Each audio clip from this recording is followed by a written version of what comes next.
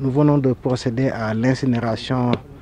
d'une certaine quantité de drogue et de produits illicites en collaboration avec Madame le procureur de la République et ses équipes, en présence des autorités administratives, le préfet de département, le sous-préfet, mais également des autorités territoriales, le maire de Gandon. Bien évidemment, cette opération s'est faite également en relation avec les forces de défense et de sécurité qui, dans le cadre de leur mission traditionnelle, consistant à traquer les délinquants, les malfaiteurs de manière générale, ont eu à faire des saisies sous la supervision du procureur de la République, directeur de la police judiciaire. Et lorsque ces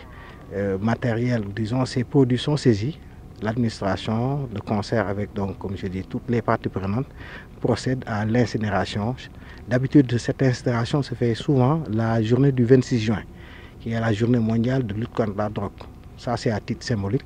Mais pour des raisons objectives, nous avons donc retenu de faire cela aujourd'hui, compte tenu des quantités qui ont fait l'objet de saisies. Pour mémoire, on peut retenir qu'environ 1 tonne 900 de cannabis, ainsi que divers autres produits comme la cocaïne, comme disons d'autres formes de drogue, tablettes, des produits illicites de manière générale, ainsi que des faux billets. Tout cela fait que de manière générale, si on devrait quantifier, évidemment c'est de manière illicite, hein, ces quantités-là, c'est environ 80 millions de francs CFA, mais de l'argent illicite, de l'argent sale bien sûr, qui ont été brûlés aujourd'hui.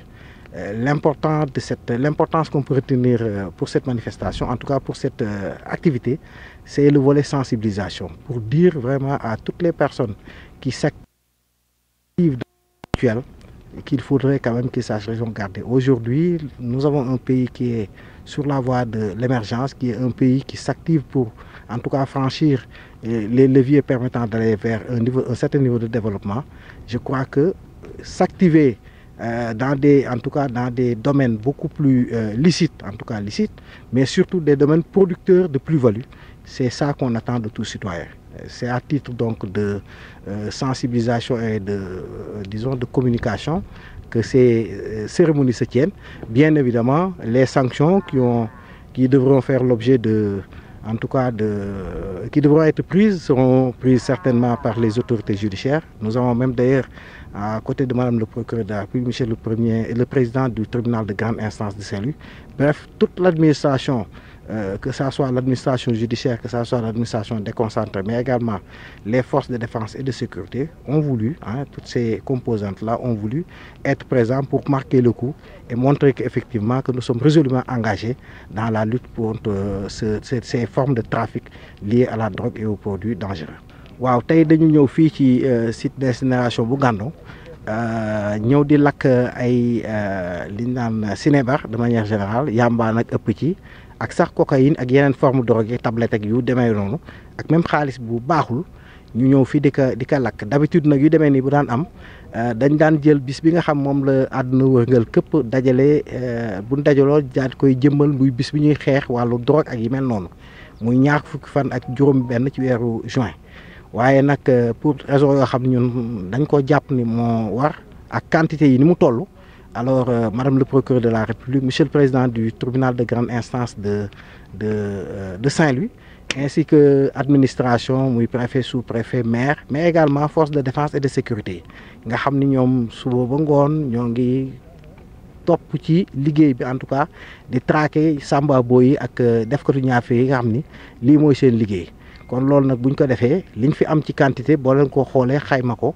toll na ci environ tonne ak juróom-ñeenti téeméeri kilo boo ko xoolee daal muy presque ñaari tonnes yamba ak li jëm ci cocaïne nag yooyu buñ ko xaymaa moo ngi toll ci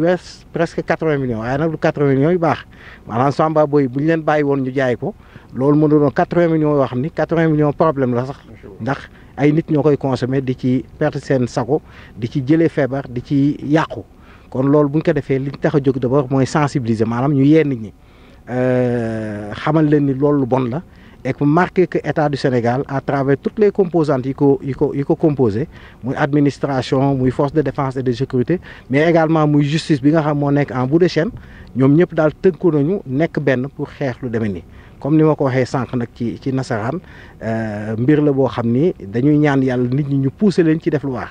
parce que 80 millions xam nga fekkoon 80 millions yoo liggéey bu set ñu ne ñoo ngi koy taal loolu xel mënu koo jàpp waaye taal bi ñu koy taal day mën détermination ak engagement bi nga xam ni alors force de défense et de sécurité yi fi nekk muy gendarmerie muy police muy douane muy service du commerce ñoo ngi di xëy di ko def suba ngoon di ko liggéey buñ ko defee non seulement amoon na ay daan yoo xam ni tribunal bu procureur poursuivre tribunal dina leen ko daan loolu mu doon yenn saa ay amende ay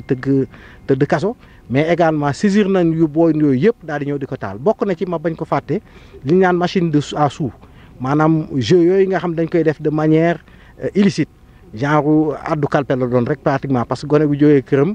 nga jox ko gutéem mu dem nga dugal ko ci wàllu fowum xaalis boobu carte xaalis boo xam ni tegul ci yoon yooyu yëpp bokk na ci ay saisies yoo xam ne également boo xoolee am na ay table de jeu yoo xam ni bokk na ci li nga xam daal teel taal nañ ko donc ñu félicité ci tour président de la composante bi yëpp lii day wane ni rek administration régionale mu doon justice mu doon administration force de défense et de sécurité dañoo ànd doon benn say pour mën a xeex lii nga xam ni réew mu dugg rek day nasaxal parce que pour l' essentiel sax xale yi ak force vive yi lay jël sax dañ doon xaar feneen fu dul ci wàllu def ay jëfandikoo yoo xam day tardel réew.